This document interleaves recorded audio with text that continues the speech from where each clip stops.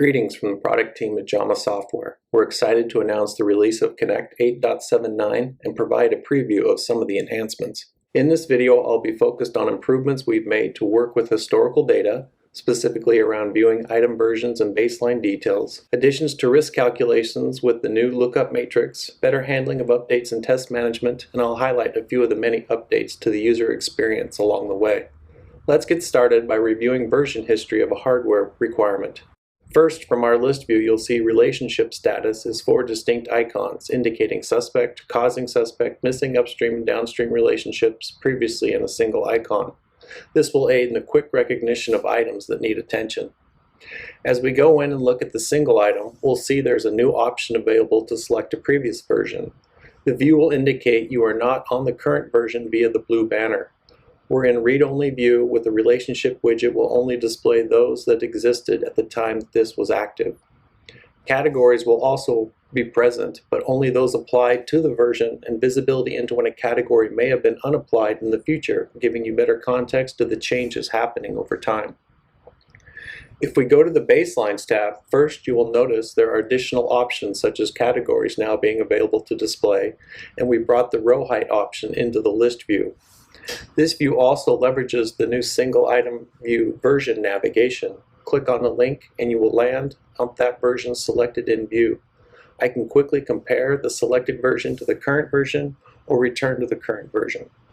Please note if we go to version history, when I opt to make an older version current, the confirmation dialogues are clearer and an additional comment will be added, providing future visitors with improved historical information.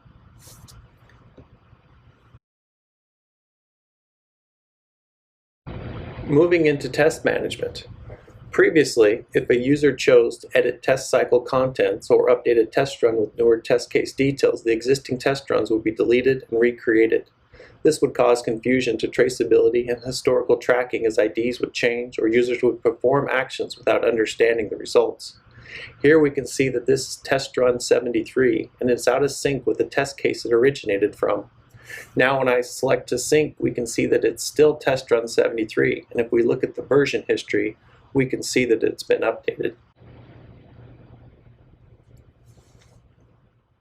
If I decided to edit the test cycles, you will see a new dialog with the same options to update details. However, as you advance to the selection where you can choose which test cases are created for test runs, we now give insight into what the changes will do to the existing test cycle.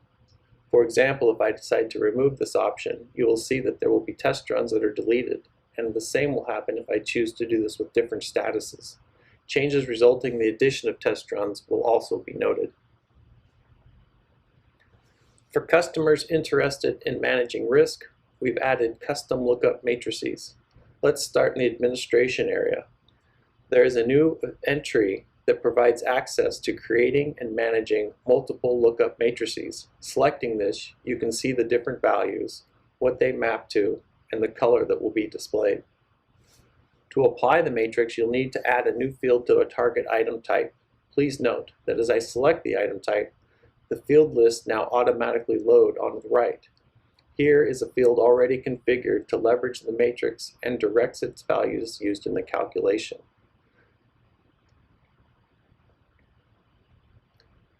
Let's see this in action.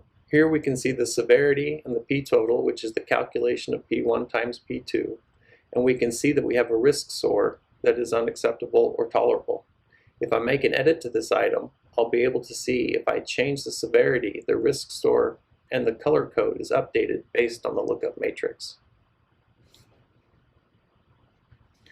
These are the major enhancements we've made to 8.79, but please remember to review the release notes as there is many general updates that have been added, including better performance when loading Review Center and updates to the SCIM integration to include groups. If you're able to integrate with your identity provider using SCIM, you'll have, in addition to controlling users, whether they're active or inactive, you'll also be able to control the groups in which they are included in. Thank you.